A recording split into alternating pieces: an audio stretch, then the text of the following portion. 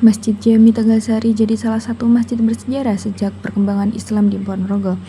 Masjid ini dikenal sebagai masjid tertua, berdiri sejak 1724.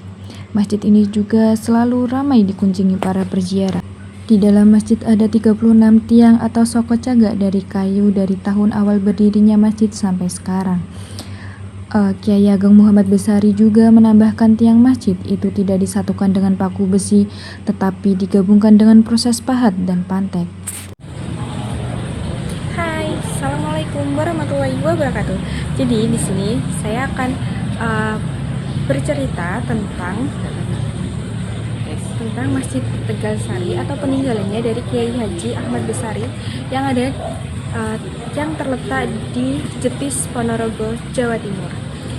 Jadi Masjid Tegalsari ini adalah salah satu masjid tertua di Indonesia yang didirikan pada abad ke-18. Masjid ini terletak di Desa Tegalsari, Kecamatan Jetis, Kabupaten Ponorogo, Provinsinya Jawa Timur.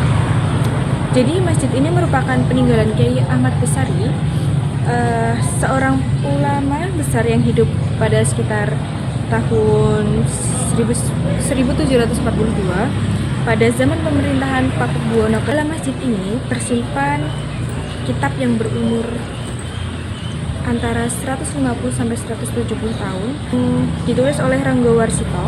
Jadi di komplek masjid ini sering menjadi wisata religius yang ada di Ponorogo ini.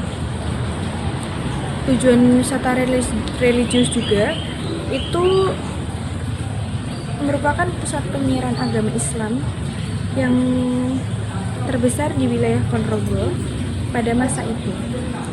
Di masjid ini juga didirikan pesantren yang bernama Tegalsari atau yang disebut juga Ranggo Warsito.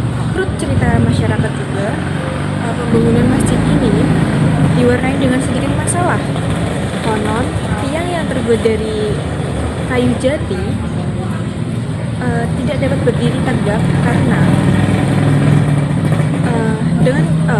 dengan kesaktian ini yang dimiliki Kiai Haji Ahmad Besari juga, itu kayu itu ditampar.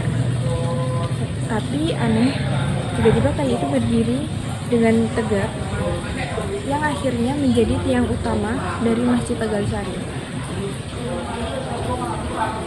Lalu aku akan mengspilkan tampak depannya makam Kiai Haji Ahmad Besari dan tempat pesantrennya.